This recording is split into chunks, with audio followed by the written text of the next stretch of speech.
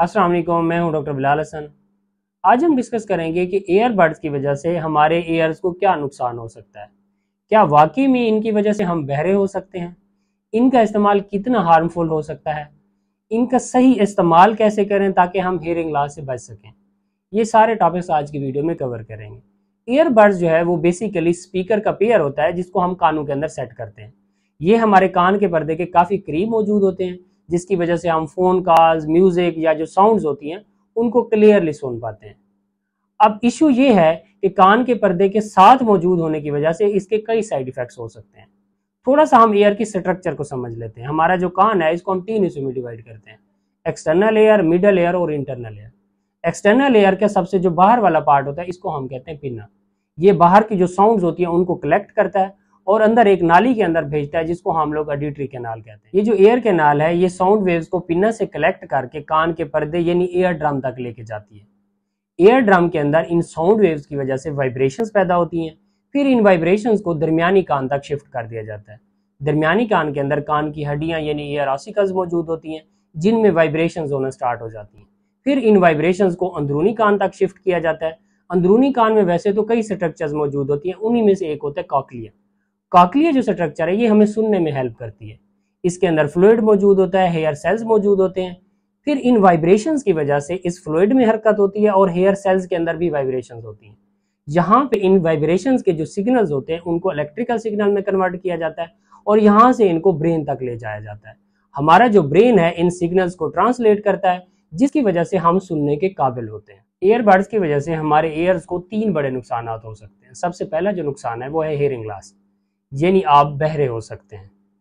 Earbuds जो है वो हमारे कान के पर्दे के काफ़ी करीब मौजूद होते हैं। जब आप इनका इस्तेमाल बहुत ज़्यादा करते हैं तो काफ़ी हाई वाइब्रेशंस जो है वो कान के पर्दे पे पड़ रही होती हैं। ये वाइब्रेशंस दरमियानी कान में शिफ्ट होती हैं, फिर अंदरूनी कान में शिफ्ट होना स्टार्ट हो जाती हैं। जब इंटरनल एयर के जो हेयर सेल्स हैं उन पे ये बहुत ज़्यादा वाइब्रेशंस और बार बार वाइब्रेशंस जाती हैं तो हेयर सेल्स डैमेज होना स्टार्ट हो जाते हैं। जैसा कि मैंने बताया है कि इन्हीं हेयर सेल्स की मदद से ही हमारा जो सिग्नल है वो ब्रेन तक जाता है। जब हेयर सेल्स डैमेज हो जाएंगे तो ये जो साउंड सिग्नल्स हैं ये हमारे ब्रेन तक ही नहीं पहुंच पाएंगे। इस तरह आहिस्ता आहिस्ता हम बहरे होने लगेंगे। इवन परमानेंटली हियरिंग लॉस भी हो सकता है। नंबर 2, कान के अंदर इन्फेक्शंस के चांसेस भी बढ़ जाते हैं। बैक्टीरियल इन्फेक्शंस, फंगल इन्फेक्शंस के चांसेस बहुत ज़्यादा हो जाते हैं। नंबर 3, ओटाइटिस एक्सटर्ना भी हो सकता है, यानी जो बैरूनी कान के हिस्से हैं, एयर कैनाल है, इसके अंदर स्वेलिंग होना स्टार्ट हो जाएगी, पेन भी हो सकता है।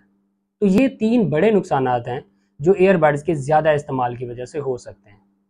अब हेयरिंग लॉस को पहचानने का बहुत ही आसान तरीका है। जब आप ईयरबड्स का बहुत ज़्यादा इस्तेमाल कर रहे हैं तो लाउड साउंड सुनने के बाद इवन साउंड सोर्स मौजूद ना भी हो फिर भी आपके कानों के अंदर सरसराहट महसूस होगी, रिंगिंग साउंड भी महसूस हो सकती है।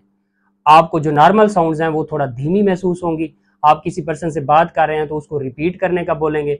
फ़ोन कॉल्स की जो साउंड्स हैं वो भी आपको कम महसूस होंगी। लेकिन यहाँ इस टॉपिक का मकसद ये नहीं है कि आप ईयरबड्स का इस्तेमाल बिल्कुल बंद कर दें।